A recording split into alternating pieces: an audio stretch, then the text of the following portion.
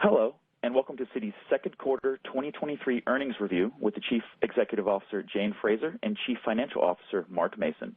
Today's call will be hosted by Jen Landis, Head of Citi Investor Relations. We ask that you please hold all questions until the completion of the formal remarks, at which time you will be given instructions for the question and answer session. Also, as a reminder, this conference is being recorded today. If you have any objections, please disconnect at this time. Ms. Landis, you may begin. Thank you, operator. Good morning, and thank you all for joining us. I'd like to remind you that today's presentation, which is available for download on our website, citigroup.com, may contain forward-looking statements which are based on management's current expectations and are subject to uncertainty and changes in circumstances. Actual results may differ materially from these statements due to a variety of factors, including those described in our earnings materials as well as in our SEC filings. And with that, I will turn it over to Jane. Thank you, Jen, and good morning to everyone. While this quarter wasn't as eventful as the first quarter, it was not without its moments. The global economy continues to be remarkably resilient, although the macro backdrop differs across key markets. And while the bulk of the tightening is behind us, central banks are responding vigorously to inflation and have made it clear the cycle of hikes isn't over. In the U.S., the tight labor market keeps pushing the timing of this elusive recession later into this year or 2024, with the robust demand for services providing a backstop for the economy. The Eurozone has also exceeded expectations. However, most countries there are facing pressure from labor and energy costs, challenging the region's longer-term competitiveness. China is the biggest disappointment as growth decelerated after an initial post-reopening pop. I was there last month, and let's just say few on the ground expect China to be as strong a driver of global growth this year as some had hoped. So bottom line, globally we continue to see the same quite challenging macroeconomic conditions that we saw in the first quarter. From Citi's perspective, we continue to see the benefits of our diversified business model and strong balance sheet. We remain laser focused on executing our strategy and simplifying and modernizing our bank. Despite the turbulence and macro backdrop of the first half, we're on track with the plan we laid out at Investor Day, and we remain committed to our strategy and our medium-term ROTCE target. Today, we reported net income of $2.9 billion and an EPS of $1.33. Our revenues ex divestitures are relatively flat to last year, and we remain on track to meet our revenue guidance of $78 to $79 billion for the year. We're also on track to meet the expense guidance for the year, and consistent with the plan we shared with you at our Investor Day, we are pursuing cost-saving opportunities to help offset the significant investments in our transformation. In services, TTS continues to deliver, with revenues up a healthy 15%. This was driven by both net interest income and non-interest revenue, as we win fee-generating mandates with new clients and deepen our relationships with existing large corporate and commercial clients. We're proud of our number one ranking for large institutional clients, and this week we announced our latest innovation, Citi Direct Commercial Banking, a digital platform to help our growing commercial clients tap into our global network. Security services revenues were also up 15%, driven by higher interest rates across currencies. We're really pleased with execution in this business as we continue to bring in new assets under custody and administration, which are up by approximately $2.4 trillion in the last year. We've gained 100 basis points in share year over year as a result of the investments we've been making. Markets revenues were down 13% compared to an exceptionally strong second quarter last year. From early April, clients stood on the sidelines as the debt ceiling played out. and we continued to experience very low levels of volatility throughout the quarter. Despite this, our corporate client flows remained strong, and we achieved our medium-term revenue to RWA target again this quarter. In banking, the momentum in investment-grade debt has spread into other DCM products, but the long-awaited rebound in investment banking has yet to materialize, and it was a disappointing quarter in terms of both the wallet and our own performance, with investment banking revenues down 24%. We continue to right-size the business to the environment whilst making investments in selected areas such as technology and healthcare. In the U.S., taken together, our cards businesses had double-digit revenue growth, aided by customer engagement and the continued normalization in payment rates. In branded cards, spend is still strong in travel and entertainment, and acquisitions remain pretty healthy. This is a great franchise, and we have launched a raft of new innovations, from transforming our Thank You Rewards platform to our enhanced value proposition for the premium card with our long-term partner, American Airlines. Credit normalization is happening faster in retail services, given the profile of the portfolio. And overall, I'd say we're seeing a more cautious consumer, but not necessarily a recessionary one. Wealth revenues were down 5%, as the business continues to be negatively impacted by the deposit mix shift, particularly in the private bank, and by lower investment revenues. However, we have seen activity pick up a bit in Asia for 2 quarters, with growing net new assets. Referrals from the U.S. retail bank are increasing, and globally, new client acquisition in the private bank and wealth at work has grown significantly on the back of our investments in our network of client advisors and bankers. Turning to expenses, they were elevated this quarter as we expected. This includes the additional repositioning actions we took to right-size certain businesses and functions in light of the current environment. Year to date, severance is about $450 million, including $200 million in the quarter. Separate to repositioning, we remain committed to bending our expense curve by the end of 24 through 3 significant efforts.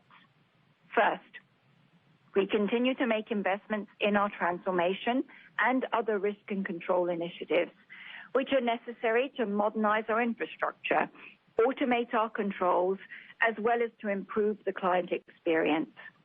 As we said before, we will start to see the more material benefits of these investments over the medium term. Second, as part of our simplification efforts, we expect to close the sales of our remaining 2 Asia consumer franchises by year-end, and we plan to restart the exit process in Poland. As you can see on the slide, we made excellent progress this quarter in the consumer businesses we're winding down, aided by material asset sales, and we are now attacking stranded costs and closing out the TSAs in the markets that we have already exited. You saw our determination to execute when we decided to IPO Banamex after exploring a sale. We should complete the process of separating the 2 businesses fully next year in preparation for the IPO. And I'm pleased with the progress on the ground. We are about to begin acceptance testing on the new systems for the retained businesses. All this means that by year-end, considering how far the divestitures and wind-downs have progressed, legacy franchises will have materially reduced its exposures and primarily be down to Mexico, Poland, Korea, and the elimination of the remaining stranded costs. As such, as we move through the second half of the year, we will be in a position to focus on the third leg of bringing down our expense base through a leaner organizational model. Together, these 3 efforts are why we have confidence in saying that we will start to bend the curve on an absolute basis by the end of 2024 and continue to bring down expenses over the medium term. Let me end with capital. Well, you won't be shocked to hear that we were disappointed with the increase to our stress capital buffer. We have engaged in active dialogue with the Fed to better understand the differences between our model and theirs in terms of non-interest revenue. And the industry awaits further clarity on capital requirements and, importantly, their implementation timing from the holistic review the regulators have undertaken and the expected Basel III Endgame NPR. There is still uncertainty as to what the final rules will be, and we, like the rest of the industry, will need to work through the implications. The exit of 14 international consumer markets, coupled with the results of our transformation investments and change in business mix, will help reduce our capital ratios. In addition, we have other levers to pull over time, such as capital allocation, DTA utilization, our GSIB score, and our management buffer of 100 basis points. We are committed to returning capital to our shareholders, as you saw with our decisions to repurchase $1 billion in common stock and increase the dividend. We ended the second quarter with a CET1 ratio at 13.3%. That's 100 basis points above our upcoming requirement, after returning a total of $2 billion in capital. And we grew our tangible book value per share to $85.34. Given the environment, we will continue to look at our level of capital return on a quarter-to-quarter basis. Overall, we're pleased with the progress we've made, but there remains a lot to do. We will continue to update you on the progress we are making every quarter. And with that, I'd like to turn it over to Mark, and then we would both be. Thanks, Jane, and good morning, everyone. I'm going to start with the firm-wide financial results, focusing on year-over-year comparisons for the second quarter, unless I indicate otherwise, and spend a little more time on expenses and capital. Then I will turn to the results of each segment. On slide 4, we show financial results for the full firm. In the second quarter, we reported net income of approximately $2.9 billion and an EPS of $1.33 and an ROTCE of 6.4% on $19.4 billion of revenues. Embedded in these results are after-tax divestiture-related impacts of approximately $92 million. Excluding these items, EPS was $1.37 with an ROTCE of 6.6%. In the quarter, total revenues decreased by 1%, both on a reported basis and excluding divestiture-related impacts, as strength across services, U.S. personal banking, and revenue from the investment portfolio was more than offset by declines in markets, investment banking, and wealth, as well as the revenue reduction from the closed exits and wind downs. Our results include expenses of $13.6 billion, up 9% both on a reported basis and excluding divestiture-related costs. Cost of credit was approximately $1.8 billion, primarily driven by the continued normalization in cards' net credit losses and ACL builds largely related to growth in card balances. Our effective tax rate this quarter was 27%, primarily driven by the geographic mix of our pre-tax earnings in the quarter. Excluding current quarter divestiture-related impacts, our effective tax rate was 26%. At the end of the quarter, we had over $20 billion in total reserves, with a reserve-to-funded loans ratio of approximately 2.7%. And through the first half of 2023, we reported an ROTCE of 8.7%. On slide 5, we show the quarter-over-quarter and year-over-year expense variance for the second quarter. Expenses were up 9%, driven by a number of factors, including investment in risk and controls, business-led and enterprise-led investments, volume growth and macro factors, including inflation, as well as severance, and all of this was partially offset by productivity savings and expense reductions from the exits and wind downs. Severance in the quarter was approximately $200 million and $450 million year to date, as we took further actions across investment banking, markets, and the functions. We're investing in the execution of our transformation and continue to see a shift in our investments from third-party consulting to technology and full-time employees. And as we said last quarter, Our transformation and technology investments span across the following themes: platform and process simplification, security and infrastructure modernization, client experience enhancements, and data improvements. And across these themes, technology spend was $3 billion in the quarter, up 13%, primarily driven by Change the Bank spend. Despite the higher expense base sequentially, we remain in line with our full-year guidance of roughly $54 billion, excluding divestiture-related impacts and the FDIC special assessment. On slide 6, we show net interest income, deposits, and loans, where I'll speak to sequential variances. In the second quarter, net interest income increased by approximately $550 million, largely driven by dividends. The increase in net interest income ex markets was largely driven by higher rates and cards growth, partially offset by the mix shift that we've seen to higher rate deposit products within PBWM. Average loans were flat as growth in PBWM was offset by the wind-down markets and a decline in ICG as we continue to optimize the loan portfolio, including a further reduction in subscription credit facilities. Average deposits were down 2%, largely driven by TTS, as we saw some non-operational outflow as expected in light of quantitative tightening. However, underlying this, we did see strong growth in operating accounts as we continue to win new clients and deepen with existing ones. And our net interest margin increased 7 basis points. On slide 7, we show key consumer and corporate credit metrics. We're well reserved for the current environment with over $20 billion of total reserves. Our reserves to funded loans ratio is approximately 2.7%, and within that, U.S. cards is 7.9%. In PBWM, 44% of our lending exposures are in U.S. cards, and of that exposure, 80% is to customers with FICOs of 680 or higher. And NCL rates are still below pre-COVID levels and are normalizing in line with our expectations.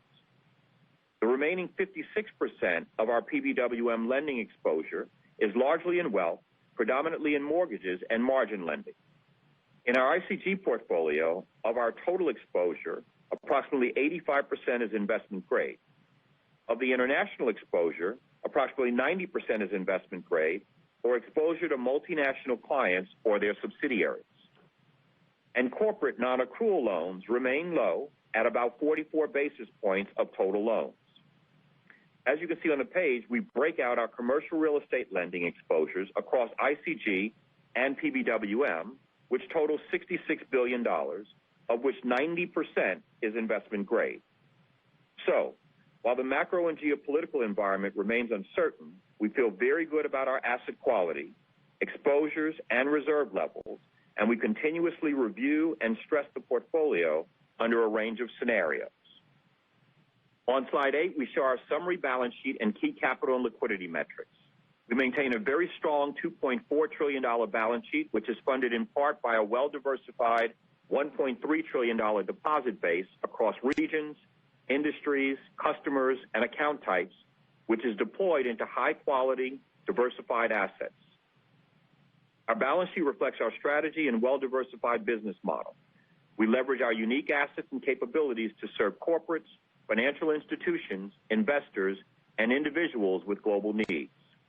The majority of our deposits, $818 billion, are institutional and operational in nature and span across 90 countries. These institutional deposits are complemented by $427 billion of U.S. retail consumer and global wealth deposits, as you can see on the bottom right side of the page.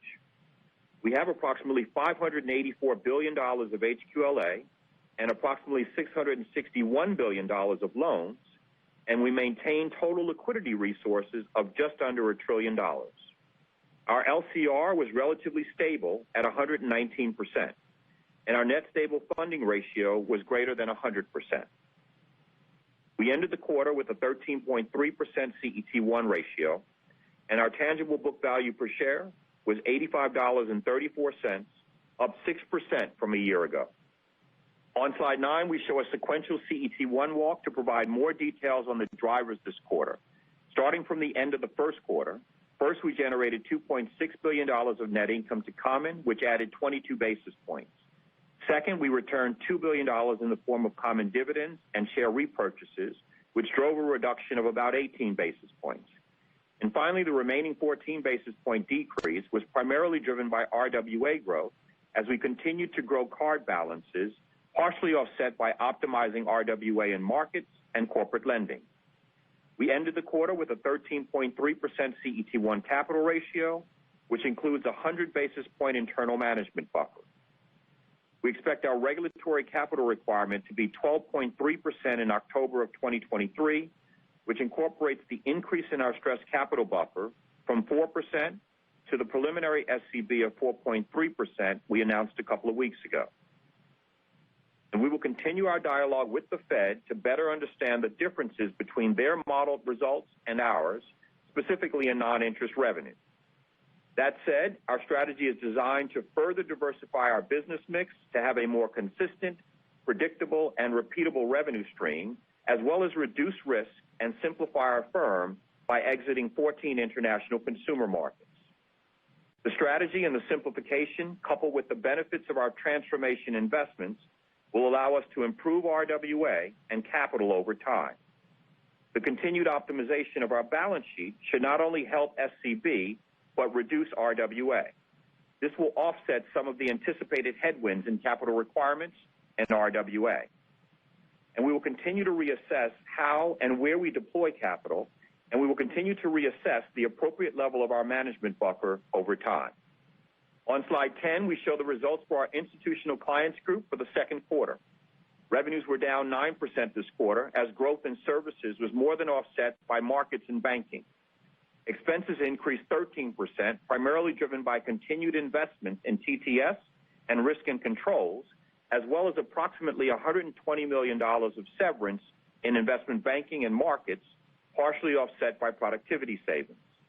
Cost of credit was $58 million, as net credit losses were partially offset by an ACL release. This resulted in net income of approximately $2.2 billion, down 45%, primarily driven by lower revenues and higher expenses. ICG delivered an ROTCE of 9.2% for the quarter and 11.4% through the first half of 2023. Average loans were down 6%, reflecting discipline around our strategy and returns. Average deposits were up 1% as we continued to acquire new clients and deepen relationships with existing ones. On slide 11, we show revenue performance by business and the key drivers we laid out at Investor Day. In Treasury and Trade Solutions, revenues were up 15%, driven by 18% growth in net interest income and 8% in non-interest revenue. It's also worth noting that TTS revenues were up 20% on an ex-FX basis. We continue to see healthy underlying drivers in TTS that indicate consistently strong client activity, with U.S. dollar clearing volumes up 6%, both in the quarter and through the first half. Cross-border flows up 11%, outpacing global GDP growth, again, both in the quarter and through the first half. And commercial card volumes up roughly 15%, led by spend and travel. In fact, similar to the last few quarters, client wins are up approximately 41% across all client segments. These include marquee transactions where we are serving as the client's primary operating bank. In security services, revenues were also up 15%, driven by higher net interest income across currencies. We are pleased with the progress in security services as we continue to onboard assets under custody and administration, which are up approximately 11%, or $2.4 trillion. And we feel very good about the pipeline of new deals in security services. As a reminder, the services businesses are central to our strategy and are two of our higher returning businesses with strong synergies across the firm. Markets revenues were down 13%, driven by both fixed income and equities relative to an exceptional quarter last year, coupled with low volatility this quarter. Fixed income revenues were down 13% as strength in our rates franchise was more than offset by a decline in currencies and commodities. Equities revenues were down 10%, primarily reflecting a decline in equity derivatives. But consistent with our strategy, we continued to grow prime balances driven by client wins. Corporate client flows remain strong and stable, and we continue to make solid progress on our revenue to RWA target. And finally, banking revenues, excluding gains and losses on loan hedges, were down 22%, driven by investment banking as heightened macro uncertainty continued to impact client activity, as well as lower revenues in corporate lending. While we continue to have a strong pipeline and are seeing green shoots of activity, we recognize there's more work to do in ECM and M&A. That said, we believe the investments that we've made in healthcare and technology coverage will benefit us over time. So overall, while the market environment remains challenging and there's more work to be done, we're making progress against our strategy in ICG. Now turning to slide 12, we show the results for our personal banking and wealth management business. Revenues were up 6%, driven by net interest income growth of 7%, partially offset by a 6% decline in non-interest revenue, driven by lower investment product revenues in wealth.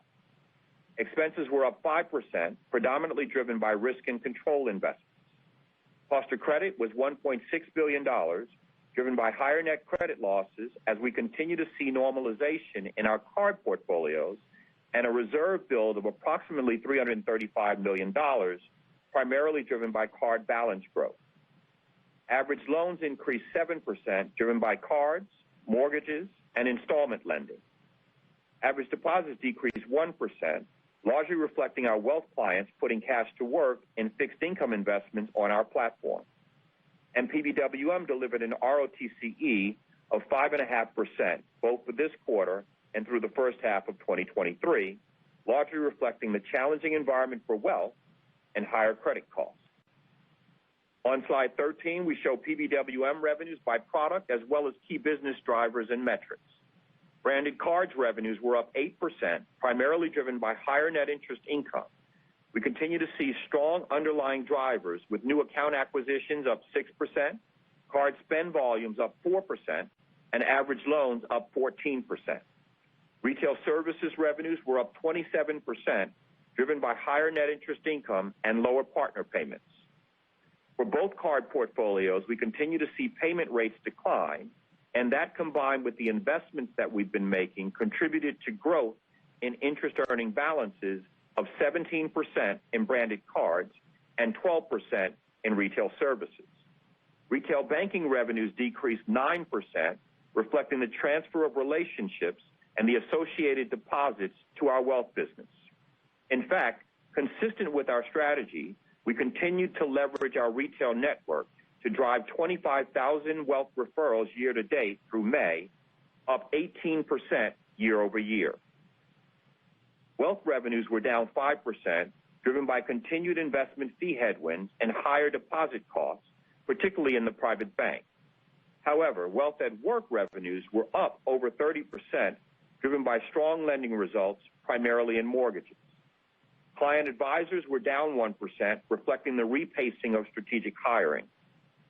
And new client acquisitions were up nearly 40% in the private bank and approximately 60% in Wealth at Work in the second quarter. While there's clearly more work to do in wealth, we are seeing good momentum in the underlying drivers. On slide 14, we show results for legacy franchises. Revenues were down 1% as the benefit of higher rates and volumes in Mexico was more than offset by the reductions from closed consumer exits and wind downs.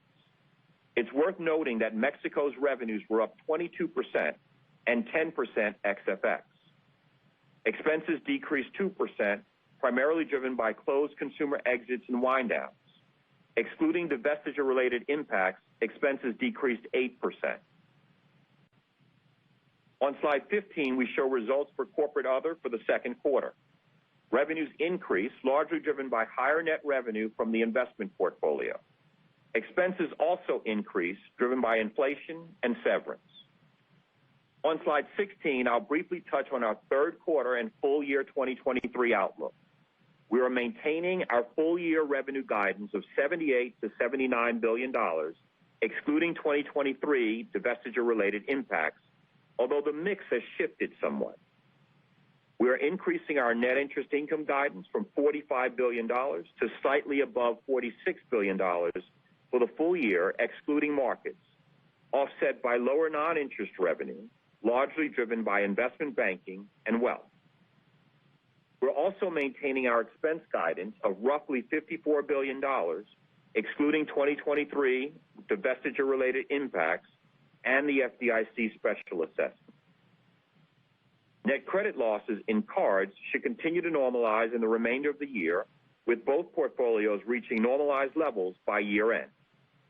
And we now expect the full-year tax rate to be approximately 25%, excluding discrete items and divestiture-related impacts.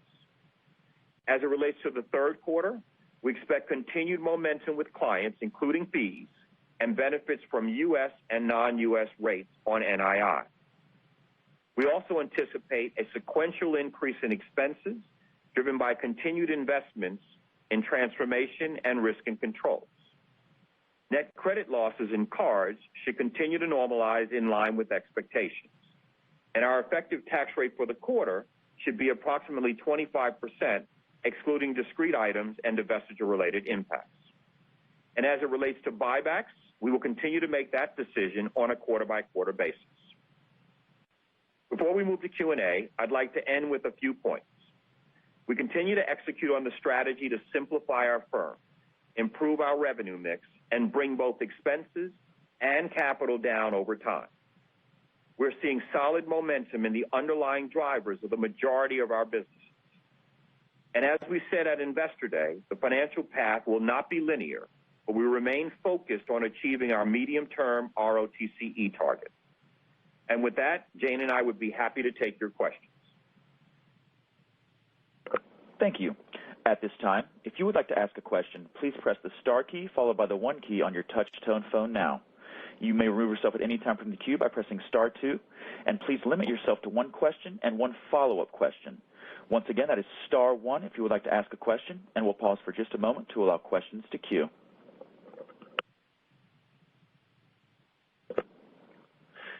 And our first question comes from Glenn Schorr with Evercore. Hi, thanks very much. So I'm very curious on the whole revenue to RWA topic, especially with some of the changes coming in. So maybe you could get a little more color on, let's say, for instance, the further reduction in the subscription credit facility. I think I read somewhere that was like an $80 billion book down to $20 billion. You can correct that if that's wrong. But just usually those things are big, important clients that have relationship lending things attached to them. So I'm curious on how you balance the capital benefit, the clear capital benefit, versus the client impact, and how you think about that. Are there other blocks of business that are in motion right now? Thanks. Thanks, Glenn, and good morning. Thanks for the question. Look, a couple of points on that. One is we've been very focused on the revenue to RWA metric in our markets business, in the ICG more broadly as well, and we've made considerable progress on that. And that's important because how we use the balance sheet and ensuring that we're optimizing the use of the balance sheet, contributes to how we improve returns over time. You're right to point out the subscription facility, credit facility lending that we do. We brought that down pretty significantly. The numbers you highlight are a lot higher than the portfolio. But what's important here is that as we look at that, we look at a couple of things. So one, the nature of the relationship and whether clients are taking advantage of the breadth of what we have to offer. 2, the profitability and returns associated with the product to the extent that it is in a broader relationship. And where those returns are low, subpar, and the prospect for doing more has proven to be fruitless, we take it down.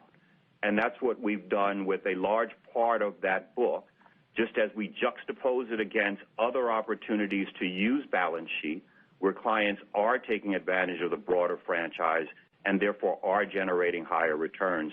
And we're going to continue to do that. We've done that to drive the revenue to RWA metric. We've done it selectively on pieces of the portfolio like SCF. We've also looked at our broader corporate lending portfolio, and where those promises for higher relationship returns aren't manifesting themselves, we've not renewed those loans. And as we think about pending regulatory changes, proactively making these efforts becomes critically important. When I look back on the activity that we've done over the past couple of years, we've reduced RWA by approximately $120 billion over the last 2 years. and about 75% of that is predominantly driven by balance sheet optimization and looking at client activity that has low margin business. And so this is important for us to do and to keep doing. I appreciate that, Mark. Maybe just a quick follow-up. On NII, I asked this last quarter too, and your first half annualized X markets is running about $1.5 billion ahead of the guide. Is that just the unpredictable nature of all the moving parts, trying to be conservative, or anything else in the back half that you're thinking about? Thanks, Glenn. Yeah, we did take guidance up to slightly above $46 billion from the 45. I guess there are a couple of things, and that's X markets, of course. There are a couple of things to think about in terms of headwinds and tailwinds that play through there. One is, you've heard me mention before that we've reached terminal betas in the U.S. Two, deposit volumes and the shift mix as we see consumers kind of move into higher returning higher yielding type products. And three, really the wind downs and the exits and the reduction that they will we think about the forecast and the balance of the year. There are obviously some potential tailwinds that play to the other side, including rate movements from in non-U.S. dollar, as well as card volume growth. And as we look at those headwinds and tailwinds, our current read is to take it up, but $46 billion or slightly above that feels like the right level in the context of total revenues at $78 to $79 billion. And our next question comes from Jim Mitchell with Seaport Global Securities. Hey, good morning. Maybe just getting on the expense side, you're keeping Mexico till 2025 now at the earliest, so that'll be on the books longer. How do we think about that bend the curve discussion, and maybe specifically you can help us think about bending the curve for the non-legacy businesses? Do we start to see, is the fourth quarter just a slowing or quarterly decline? Is it a year-over-year kind of a discussion? Just want to make sure I understand the whole bend the curve notion and how to think about that.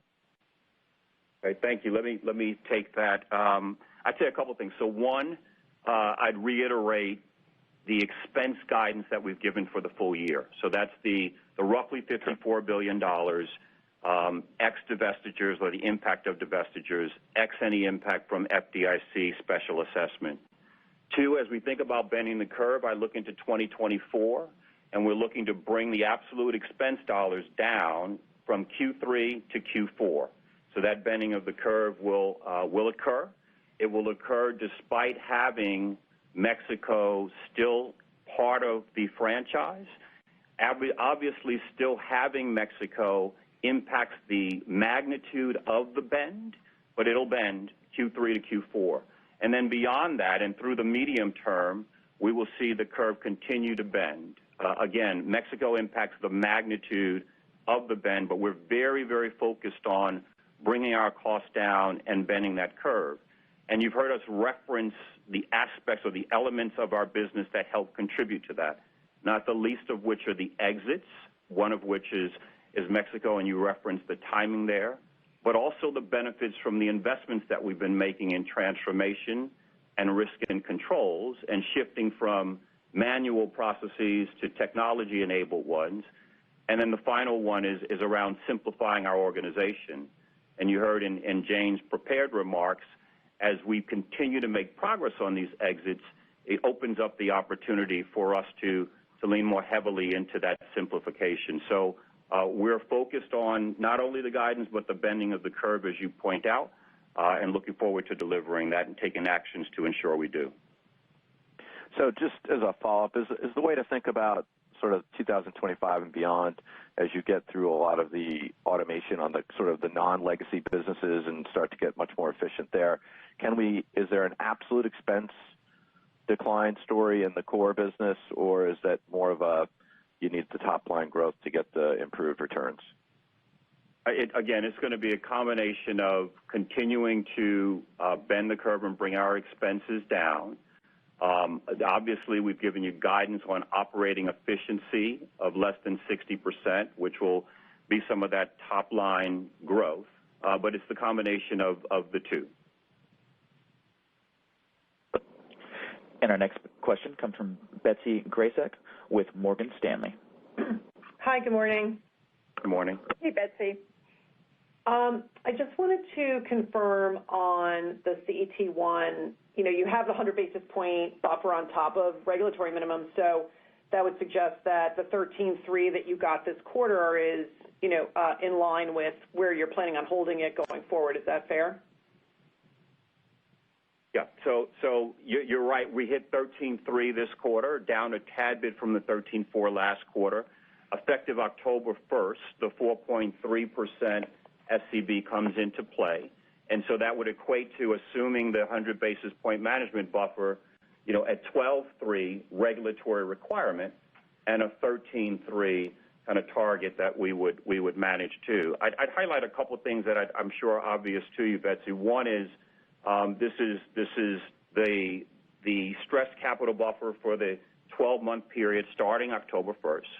And two is the strategy that we've described and talked about and have started to execute against is intentionally designed to help morph the business towards a more steady, predictable, consistent stream of revenues, fee revenue growth, as well as bring our expenses down over time and exit these markets. And those things should contribute to reducing our stress capital buffer over time and improving our returns. But the answer to your question very directly is yes, the 13.3 would reflect where we'd be targeting as of October 1st for now.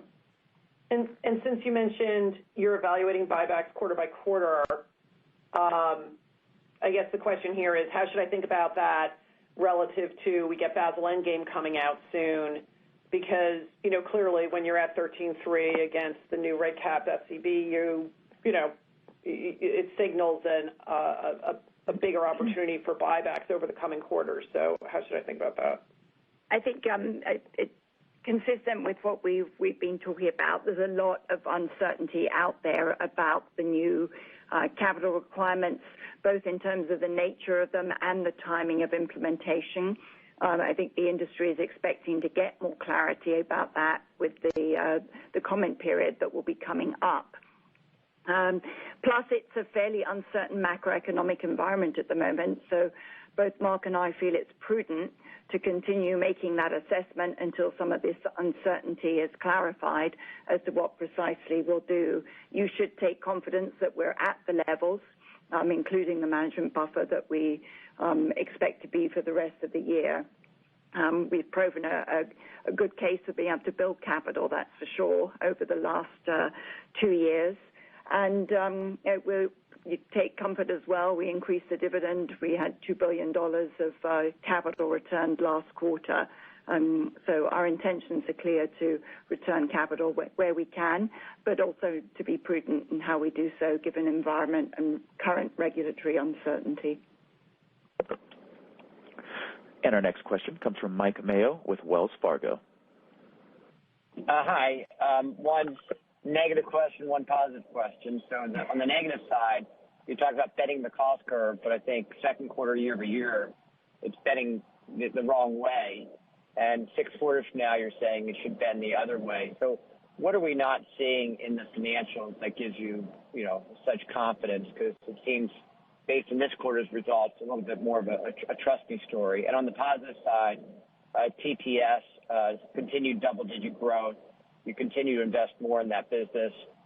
How are you monetizing greater money in motion among your multinational and other clients? Thanks. Thanks, Mike. I'll kick it off and then send it back to Mark. In terms of the expense side, I think we've been very transparent about the arc of our investment spend related both to transformation and beyond. We'll continue to give you that transparency, Mike. Last year we hit our expense guidance. This year we're on track for the guidance of roughly the $54 billion ex-FDIC and divestitures. And looking forward, we continue to guide what are the 3 levers that will drive the reduction in the expense curve starting at the end of 24. It's from the exits And I think you've got a clear sense around the progress that we have been making on the divestitures, and therefore we're pivoting, as we talked about, to focus now on really tackling the stranded expenses as we close off the final couple of sales there in Asia in the next few months. We'll realize the benefits for our investments in transformation and controls over the medium term. We'll also have the benefit of the remediation work getting done and expenses going away from that. And then the third one will be simplifying the organization, as we talked about. So we'll continue to walk you step by step. What are the different actions we're taking? What are we doing? And hopefully we're building up that track record of doing what we will say we are going to do every quarter.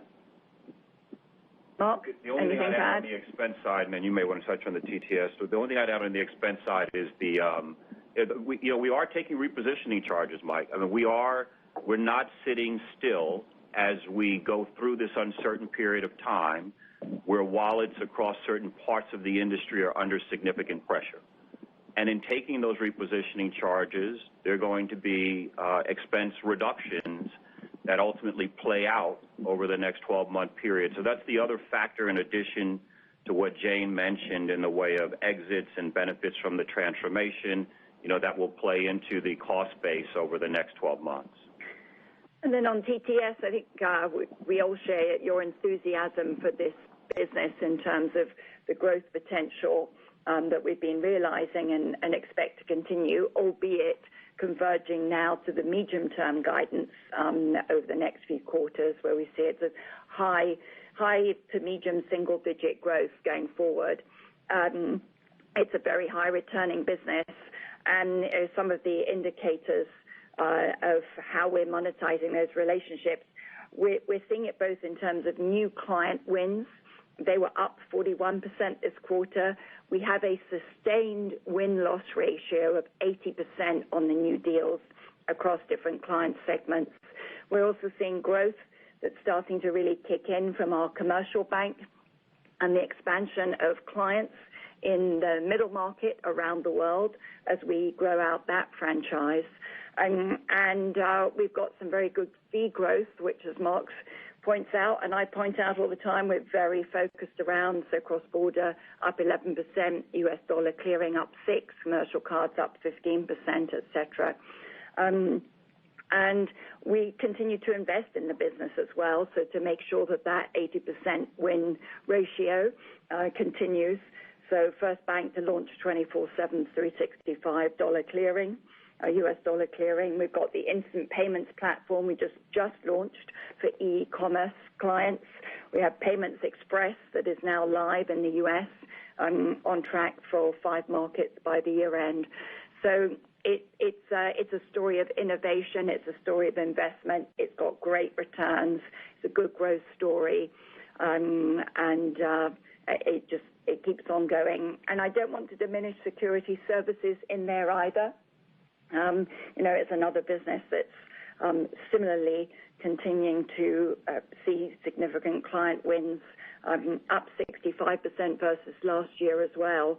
And a lot of our strategy there has been focused on gaining share with the asset managers in North America. A couple of years ago, we're down at 2.6% share. We're up about 4.3%. Our target's about 5.5% there in 2025 in that key growth area. I know there's a lot to like here too. And our next question comes from Erica Najarian with UBS. Hi, good morning or good afternoon. So I apologize having to ask the expense question again, but, I think it's just very important because, there's really two potential long-only investment thesis on Citi, right? One is the buyback, given your tangible book value is at 85 and the stock's at 46, and the other is just bending the curve on expenses. So let me just ask Jim's question another way. In looking back to 2017, and I'm just looking at 2017 because I can break out legacy and core that way, and I fast forward to 2022, you produced revenues ex legacy franchises about $61 billion in 2017 and about $67 billion in 2022. The associated expenses, again, without legacy franchises, was about $34.5 billion in 2017 versus $43.5 billion in 2022. So you're surpassing the revenue uplift during that period by $3 billion. I guess the question is, you have so much certainty about the timing of this expense, and I'm wondering, how much of this, $9 billion, can go away? We understand that there's a lot of opportunity for reinvestment, in the core business, but I think all of us are struggling to really understand that magnitude, and I think that the investor base in the market fully understands the legacy franchise story and how the exits will take time, but I think they're most interested in the core business and how much of that can come out. Yeah, sure. Look, no need to apologize for asking the question again. It's an important topic. I'd say a couple of things. So one is that we can certainly look back in time, but I would, highlight that we're here because we needed to have invested more in our franchise. And so undoubtedly there's going to be an increase, in our expense base that reflects the underinvestment from the past in ensuring up safety and soundness and actually moving towards a more automated operation, a more modernized operations and infrastructure. So there's certainly going to be that. With that said, with those investments come efficiencies. So with the move from manual to automation over time, those types of investments will yield benefits in our cost structure, and that's part of what is going to bend the curve over that medium-term period. The other thing that I'd highlight is obviously with the legacy franchises, there's $7 billion of expense associated with those, and that'll come down. But because of the Mexico transaction, we're going to be stuck with that a little bit longer, given the IPO process. It doesn't put a big dent in our ability to bring stranded costs down. And by the way, it does come with top-line revenues and historically has been accretive to our profitability and returns. And so I'm not going to give you kind of new guidance on where our expenses will end up, but what I will point you to is not only the 54 this year, roughly 54 this year, not only the bending of the curve in the third and fourth quarter, or the third to the fourth quarter next year, but we've given guidance on top-line growth, revenue of 5%, call it CAGR, through that medium-term period, and we've given you kind of operating efficiency targets that we've set as well, and we intend to deliver on those things that reflect the bending of that curve through all of those drivers that we've mentioned. So, I hope that helps, Erica. I appreciate the focus on both capital and expenses. We are equally focused on it and know just how important it is to achieving those targets. We're not only kind of doing the things that we've highlighted in that strategy articulation, but we're also being responsive to the current environment that we're in. We think that aids in our ability to deliver the targets and the bending of the curve. And we know there's an additional opportunity that Jane has referenced to the simplification of the organization as we make what I would argue is considerable progress on the exits towards the end of this year. And all of those things will be important to ensuring we get to that lower cost base, which we will do. And it's a laser micro focus from us to make sure that we have the plans in place and the execution to be able to achieve it. This is something we're extremely hands-on around and making sure that is going to get done on each of the different drivers that Mark talked about. And our next question. Oh, go ahead. Sorry, and just to follow up on that, I guess, you guys have been clear on the timing, and you guys have been pretty clear on why the curve will bend. I guess I'm wondering, is it just a timing issue that you're not giving us the sort of the dollar numbers that could go away, from, the transformation? Is it just a timing issue, or, are you still at a point where you don't know how much of that you would need to reinvest to arrive at that 5% revenue CAGR? Sorry, your question was around expenses or the revenue? Expenses. So, we get loud and clear why the curve will bend. We get loud and clear when the curve will bend, right? Yes. And there's clearly just, expenses there that are catch-up expenses, that are, transformational expenses to everything that Jane talked about. And that message has been loud and clear. Yep. And I'm wondering if you haven't told us what could come out of those expenses, because it's just a timing issue. It's, July 14th versus, 4Q24. Or have you not yet made decisions in terms of how you may allocate those expenses, in terms of, do you need some of those expenses that could come out to grow your revenue base to that 5% CAGR versus having it fall to the bottom line? That's the question. Got it. Jane, you want to start? Or No, go ahead. Okay. Yeah, so I'd say a couple things. So one, Erica, is obviously with that revenue CAGR will be volume-related expenses that play out. But, we're also focused, obviously, on the non-volume related expenses and not giving you a precise number because the magnitude of that bend, right, is a factor, right? So obviously Mexico, for example, as I mentioned earlier, impacts the magnitude of the bend, right? And we're going to and have, in fact, when you look at our expense base even for the quarter, we've spent money in Mexico to drive that top line 22% revenue growth, 10% ex-FX. And so there are going to be nuances in the running of the business in a way that ensures we're maximizing shareholder value that impacts the magnitude of the bending of that expense curve. Investments that I got to continue to make in TTS in order to maintain that number one position and that competitive advantage that we have. And so those things will impact that magnitude of the bend. We've been, I think, very transparent as we get into each year giving you concrete numbers. What I'm telling you is the curve will bend. And as we get closer to, 2024, we'll give you more direction on the magnitude for that year and beyond. And our next question comes from Steven Chubak with. Hi, good afternoon. Hi, Steven. So, Hey, Steven. wanted to ask a question on capital. Just given the recent increase in your SCB, I was hoping to better understand why the 11.5% to 12% remains the appropriate long-term objective in your mind. And as we prepare for Basel III Endgame, think through the capital benefit from future asset sales, can you speak to whether that will translate into operational risk capital relief specifically, as it's less clear whether those benefits will accrete even as those asset sales are consummated? I'll kick it off, Mark, and then pass it to you. So, when we look, we're confident we're going to meet the 11 to 12% ROTCE target over the medium term.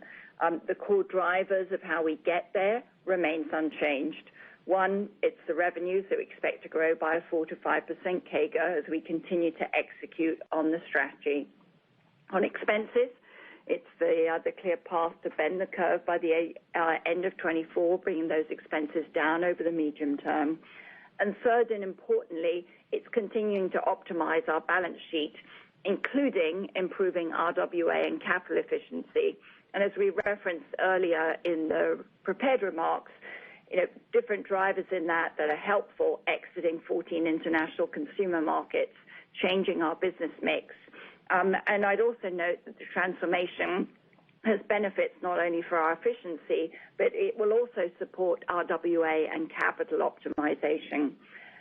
That said, there's uncertainty around the future capital requirements in the industry and, importantly, the timing of their implementation.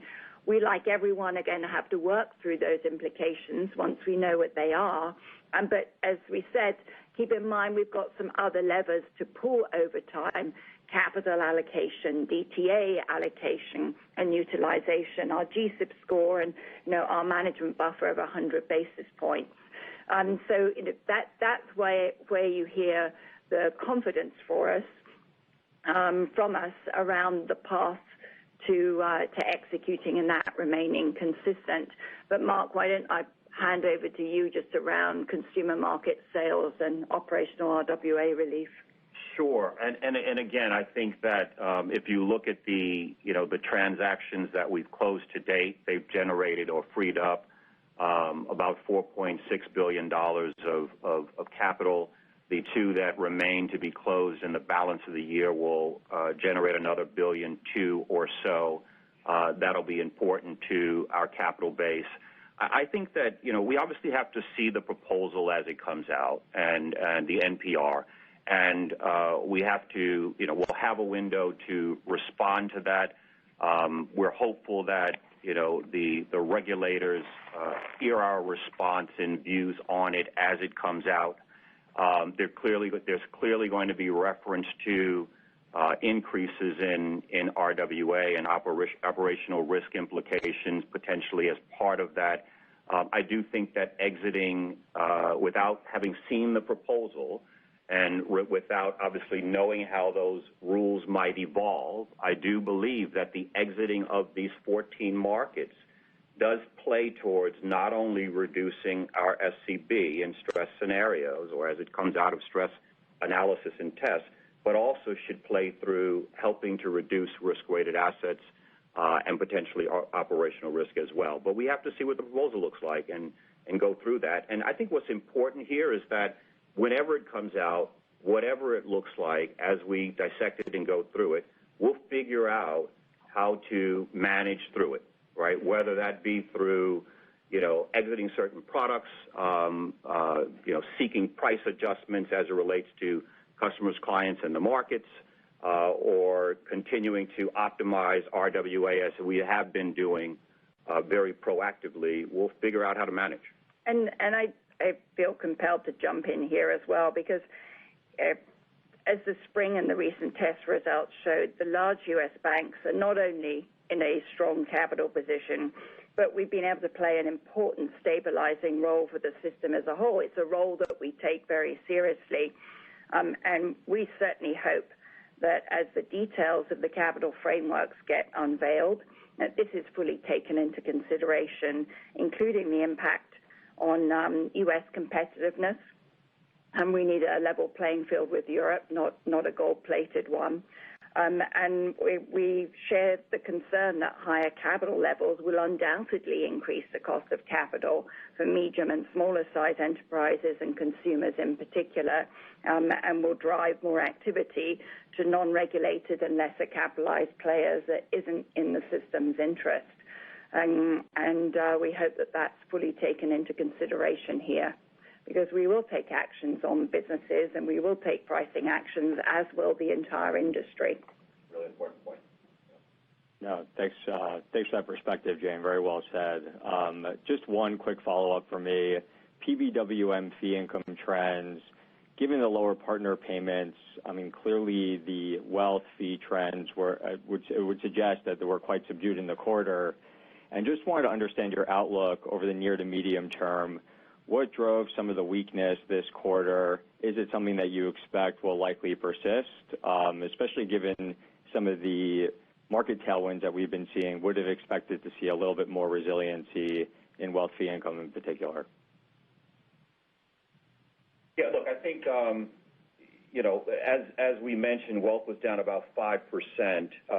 It's really hard to talk about the rebound in wealth in the midst of, such an uncertain environment and the one that we're in. It's hard to disconnect those macro factors like rates, inflation, the prospect of a recession from what we're seeing in wealth. And I think there are two dynamics that have played out. One has been the shift from customers more broadly into higher yielding products from out of deposits. And the other has been the fee revenue from an investment management fee point of view. and as you might think about it, it is a higher rate environment. There are opportunities for clients to earn more, and not until there's greater certainty in the broader macro factors will I think we start to see some real momentum tick up there. Now, with that said, a couple of things worth reiterating, which is we're seeing very strong referral momentum from the retail banking business up through the wealth continuum, if you will. So we've had about 25,000 referrals May year to date from our retail branches into our broader wealth business. That's a good thing. We've seen the number of clients that we've onboarded tick up pretty meaningfully, both in the private bank and more broadly across wealth. That's a good thing. Those are things that position us well for when greater certainty does play out and these clients start to put monies back to work in the broader investment platform and offering that we have.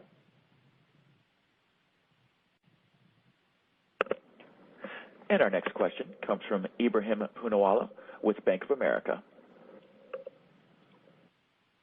Hey, good afternoon. Just one quick question, Mark, for you. On the consumer cards book, you gave some metrics. One, remind us what you are reserved for in terms of unemployment rate, macro, and if we do see a weakening in the job market, does that necessarily mean that we'll see a big ratcheting up of credit reserve and where you already are? Just some color around that would be helpful. Sorry, just the last part of your question. I'm sorry. If we do see what? Yeah. So one, like where are you in terms of your unemployment rate assumption? And if the unemployment outlook worsens, let's say over the next 6 to 12 months, does that mean that you're already reserved, or will we see another big pickup in provisioning as a result of that? Got it. Thank you. Look, our current reserves, as you know, as we think about CECL, we've got three different scenarios. We've got a base case, an upside, a downside. Our current reserves are based on the mix of those three macroeconomic scenarios. It reflects about a 5.1% unemployment rate on a weighted basis over the 8 quarters, and it's roughly flat to what it was last quarter.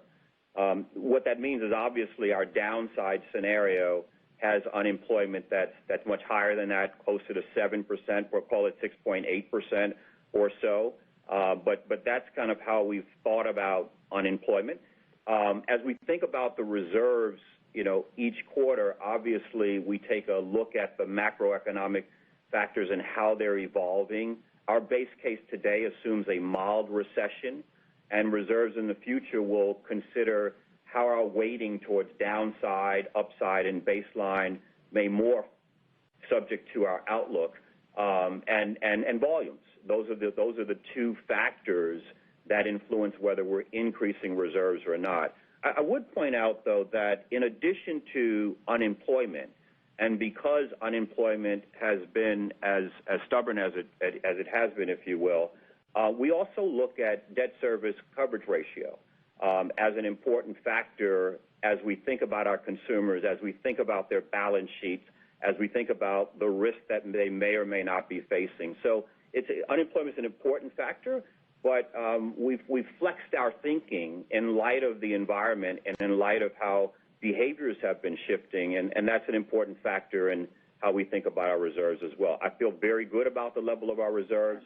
You heard us mention earlier we've got $20 billion of reserves. We're well reserved across the portfolio, but those are all important elements to it. That's helpful. And just one very simplistic question. When you talk to some of your largest shareholders, those who are optimistic think you can hit your ROTCE target medium term by 2025. Is that a realistic expectation given I appreciate Basel changes? You answered like 10 questions on expenses, but should we expect the groundwork through 24 that we hit that medium term target in 25, or just your degree of confidence? That's it. Yeah, again, the thing I'd point out, and Jane, feel free to chime in here, is that what we talked about was getting to our medium-term returns, 11 to 12%, and the medium term is 25 to 26, right? So it's not just 25, just to be clear. And we do continue to feel very confident around our ability to do that. You heard us mention the levers that we think will contribute to that. Obviously, capital is important and how that evolves. and we continue to kind of work to optimize the balance sheet while serving our clients effectively and, importantly, growing, the strong businesses that we have that are high returning as well. And our next question comes from Matt O'Connor from Deutsche Bank. Hi. Credit card in the back half of the year, and just wondering, you've got the normalized loss rates on slide 22. Are you still thinking you'll hit those, I think, exiting this year, early next year? And I think at one point you said they might go a little bit above that before they kind of come back to a normal level. Is that still the case? Yep, thanks for the question. The answer is yes. We still expect for both portfolios to hit those normal levels, sometime at the end of the year. The normal levels, as you point out, are on the page for both branded as well as for retail services. We would expect, again, subject to how and when this mild recession kind of plays out, we would expect that they would tick higher than that before getting back inside of that range. But again, all of this is tied into how we've calculated our reserves, the delinquencies that we're seeing, the mix of the portfolio, which again skews towards your higher FICO scores, and the customer behaviors that we're seeing, which plays through not only that cost of credit line, but also plays through the growth that we referenced earlier in the top line. But the short answer is yes, that's still our thinking. And as Mark said, I think we feel good about our positioning as a prime, but also a strong credit proposition that we have.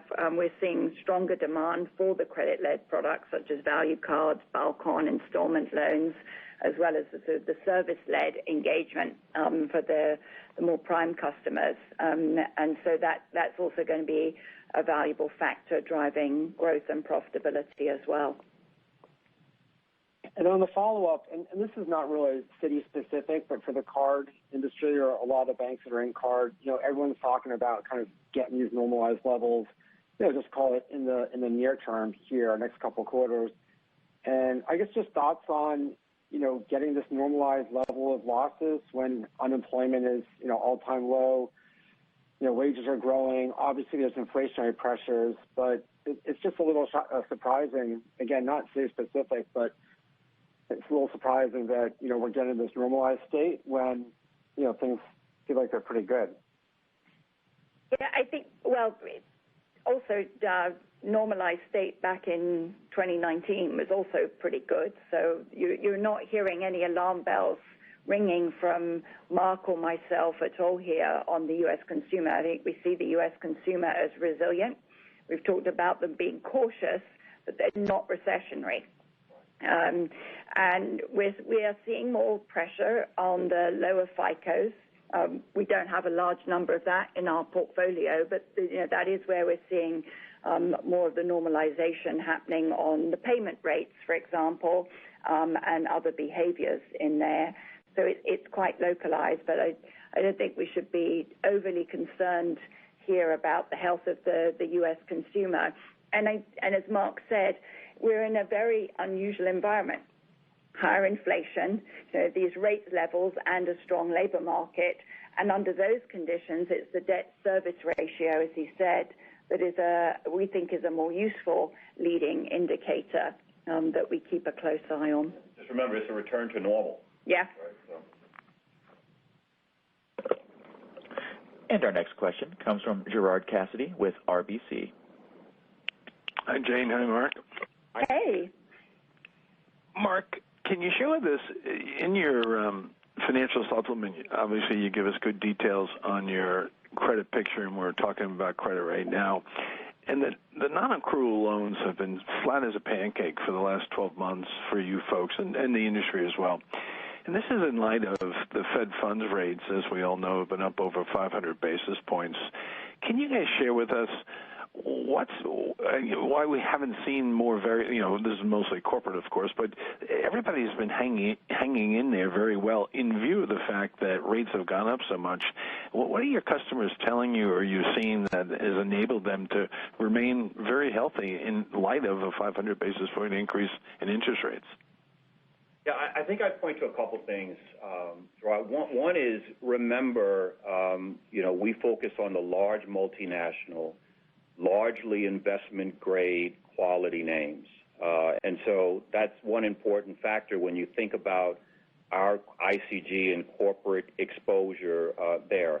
The second thing I'd point out is we have to remember that many of these companies had and still have very strong balance sheets, and that they've managed that through, the COVID and pandemic situation, and that has positioned them well. I think the third thing is that, and you've heard us mention how we're proactively managing the prospect of a recession, and I think when I talk to other CFOs, I know that when Jane talks to other CEOs, they too are looking at their expense line. They too are looking at the efficiency of their organizations and opportunity to increase that efficiency in light of a potential slowdown or recessionary environment. And then the final point is I think a lot of firms that were proactive in the low rate environment in shoring up, that balance sheet strength. Now, with that said, you've heard us also mention the prospect of a rebound in capital market activities and that has to happen at some point. But sticking to your point around credit, I really think it's those factors that you see play through in not only our very low NAL, but also our very low credit losses, credit costs that you've seen in our business. And then as a follow-up, when you think about what we've seen with the Fed's tightening over the last 12 months, banks like your own have positioned the balance sheet accordingly. And I know the Bank Analysts Association of Boston, Michael, did a good job explaining how you guys manage the balance sheet. And when you look at it going forward, do you think changes are coming? Because the Fed, if they end the Fed funds rate increases, we get to a terminal rate. How do you guys position the balance sheet, do you think, going forward? Look, we're constantly actively managing the balance sheet in light of, not only our client needs, but also how we see the broader macro environment evolving and changing. And, as you know, and I know you've seen and we've talked about before, we share in our Qs our view on or our estimate for interest rate exposure and what happens with 100 basis point swing in rates in one direction or another across the curve, cross currencies. You've seen that shift over the last number of quarters to the last quarter where that estimate for IRE was about $1.7 billion or so, but heavily skewed towards non-U.S. dollar rates and currencies. And I think as we think about the view on how rates will evolve, you'll see a continued shift there. I think that when we look to print this quarter, that number will probably come down a bit in terms of interest rate exposure and skew even more towards non-U.S. dollar currencies in light of where rates are in those markets. And the U.S. dollar will likely be somewhat neutral in light of what that curve currently looks like. But again, something we actively manage, first with an eye towards what client demand and needs are likely to be, for use of our liquidity, but also with a view for how the macro environment might evolve and what we're hearing from central banks around the world. And our next question comes from Vivek Juneja with J.P. Morgan. I'm sorry, we have Mike Mayo with Wells Fargo. Hey, I meant to follow up earlier on the bending of the cost curve. If you were to put different initiatives in terms of how far along you are, maybe like your exits might be in the 8th inning and your transformation might be in the 6th inning and your remediation in the 5th inning and the simplification in the 1st inning or 2nd inning. Are those numbers correct? How would you put those numbers in terms of bending the cost curve? Where are you further along and where are you just getting started? Well, Mike, I love you, but I'm not going to play that game. What I will say is that we clearly have work that we're doing as it relates to the exits, but we're making very good progress on that. Not just on the closing of the exits, but also on putting a dent in the stranded costs associated with those exits that we have closed. And so, as Jane mentioned in her prepared remarks, by the time we get to the end of the year, ex-Mexico, we would have made a considerable amount of progress on there, and that creates an opportunity to do more around the simplification of the organization. And so that simplification is obviously in an earlier inning, call it the exits in a later inning. I think that the transformation spend investments and those things, look, we're squarely into execution, as you've heard us mention before. And as I've mentioned, the expense base around that is going to continue to morph from spend that we've made around third-party consultants and that helped in the crafting of the plan, towards technology, towards people that are critically involved in the execution of it, and then a downward trajectory towards the benefits we get from that technology in reduced operational expense. And so it's a multi-year journey. We've talked about that. We've got a number of years to continue to execute against it. But what's important is we know what we have to do, both in how we're investing that money and as it relates to being disciplined about our cost structure and bending the curve. And again, that's what we're going to do. And one more attempt. Can you remind us how many people are working on the transformation remediation and how much that's costing you? Yeah, I mean, again, we've got, I think the number I shared was somewhere around 13,000 people or so that are broadly working on the efforts here. We haven't gotten into specific costs. It's in the total number. But what I would say, again, is that we're clear on what we've got to deliver and execute against, and we're managing that cost very tightly. We're constantly looking at opportunities to deliver on those transformation deliverables more efficiently, leveraging more technology, leveraging AI in some instances. And so we're not just taking those execution plans as they were crafted and delivering against them, but we're looking for efficiencies in even the execution plans as they're constructed today. And that's important for us to keep doing. And our next question comes from Ken Usdin with Jefferies. Hey, I know this is going long here. Just a quick one, just Mark, just want to get your sense on the sentiment around client activity in both the markets group and what the pipelines are looking like in investment banking and the feel for that. Thanks. Look, I'll jump in here. Corporates are pretty cautious. They've got another Fed hike in the offing, tensions, China and the West, OPEC and all, a general sense of more limited growth. But I think clients have been trying to understand and get their arms around both the macro and the market outlook for a while. I think they now seem to accept the current environment is the new normal and are beginning to position themselves globally. So globally, we're seeing less anxiety around funding as most large corps are biting the bullet and paying higher rates to take advantage of issuance windows. Balance sheets getting reinforced. We certainly don't see a large cap credit crisis on the horizon. And on the IB side, it remains, the pipeline is robust. There's a lot of pent-up demand for M&A, but it's hard to predict when that pipeline will unlock. ECM had tangible momentum over Q1, and we're also seeing sponsor-led fin showing signs of improvement, but both of those are from a very, very low base. And on the investor side, most investors stayed on the sidelines in Q2. The debt ceiling was a bigger topic than economic news was, and then it was a very low vol environment. We saw a bit of pickup at the beginning with the light bump in volatility the last few days, but I wouldn't call that a trend yet. Thanks, Jane. And our next question comes from Charles Peabody with Portales. Yes, good afternoon.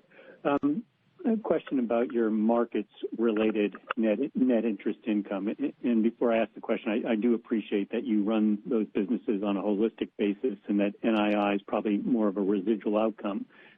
But a couple of questions related to markets-related NII. First is you had a pretty nice jump up in the second quarter versus the first quarter, and I just wanted to understand, is that largely related to seasonal dividend issues? And then secondly, you have a positive NII outcome where a lot of your money center brethren will have a negative NII outcome for markets. And I was just wondering what the difference is. Is it the outsized FIC business relative to equities, or is it the international, or is it how you hedge? What's the difference on that? So those are the two questions. Thanks for the question, and thanks for the acknowledgement that we do manage our markets revenues in total. So I appreciate that. What I would say in terms of the markets NII is you've captured it right, which is the dynamic that's playing out between first quarter and second quarter is in fact dividend season. And, you know, again, given the globality of our franchise, the dividend is not just a dividend in any one region, but dividend in multiple regions playing out over the course of the first and second quarter. I can't speak to the peers at this particular stage, but what I would say is that you know that our book skews more so than peers to corporates, and that's important. And we obviously have a very, very strong, you know, FIC business, you know, more broadly as well. So dividend season, major driver here in that increase. Okay, and just as a follow-up, is there any sort of directional guidance you can give on markets-related NII? I mean, to the extent second quarter was bolstered by dividends, it comes down in the third quarter, but then does it go back up in the fourth quarter? So would the second half be kind of equivalent to the first half? Charles, I really appreciate the attempt there, but I'm not going to give any further guidance on the breakout of the NII. I will reiterate the X markets NII increase, by the way, to plus 46. But thanks for the question. I appreciate that. And our next question comes from Vivek Juneja with J.P. Morgan. Hey, Vivek. Hi. Thanks. Couple of questions. Number one, so capital, Jane and Mark, going back to that, should we expect that given what you've mentioned, given everything going on in the regulatory environment, that ratio you're at currently, it should grow in anticipation of what's may come or likely to come with all the regulatory stuff, or are you going to try and keep that closer to the 13.3? I think we're going to see exactly what the framework is that comes out, and then the implementation time frame for it, and then look at making adjustments to the plan, also hoping that the comment period is taken seriously, and the different considerations I talked about earlier are taken into effect. Then we'll work through what are adjustments we make, pricing, capital reallocations, et cetera, the playbook that you would expect, the same one that we've done with SACA and we've done with a number of other pieces. We would also hope to see our SCB in a different place for the same reasons we talked about earlier, Vivek, because there's a lot of volatility in that SCB dependent on the scenario that comes out every year.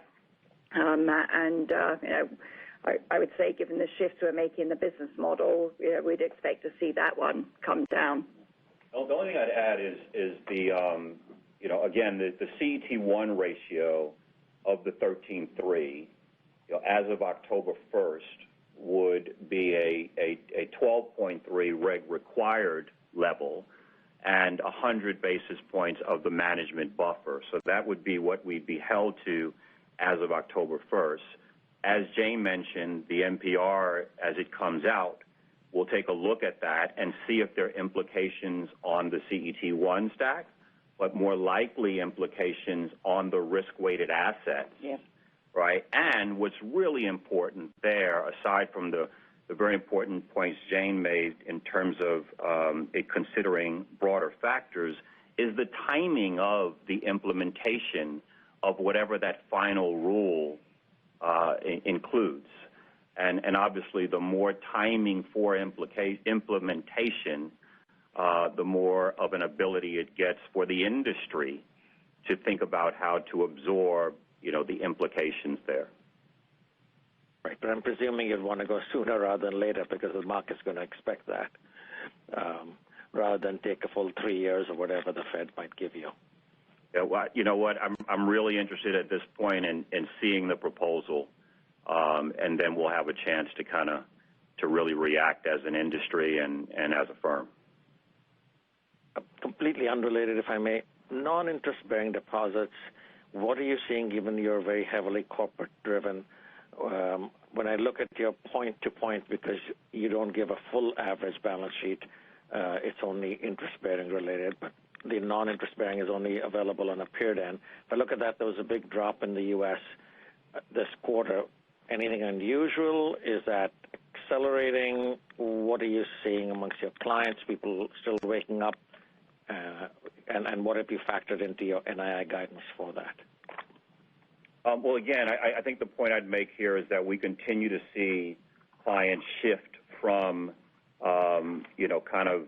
non-interest-bearing deposits and into both interest-bearing and, CDs and other higher-yielding, products in light of the rate environment that we're in. And I would expect us to, continue to see those types of shifts subject to how rates continue to evolve. And again, on the corporate side, we've seen in the U.S. clients have reached kind of terminal level, terminal betas, I should say. Outside of the U.S., rate hikes, I think, are still in the future, as Jane alluded to. And the terminal betas have not quite yet been reached. But in terms of the non-interest bearing, we are seeing, that dynamic play out. Thank you. This does conclude Citi's second quarter 2023 earnings review call. You may now disconnect at any time.